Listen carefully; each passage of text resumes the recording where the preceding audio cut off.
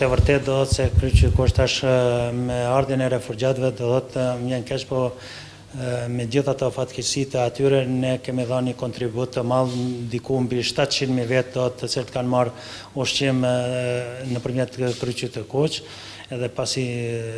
pas takimeve të një pasqyrshme si me ambasadorët e jashtëm dhe me do të organizata tjera, neve kësaj radhe na ka dalë në ndihmë Helpi, duke na ndihmuar renovimin e objektit të Kryqit të Koç, njashtu edhe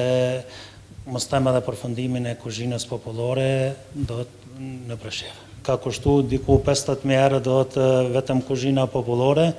edhe do të ka qenë, është e vërtet që vetëm Presheva nuk ka pas kuzhinë popullore, a kërkesat janë të mëdha, duke parë rastet sociale të cilët janë në Preshevë, besoj që do të nevojë të cilët do të kenë në kuzhinën popullore të Kryqit të Koç diku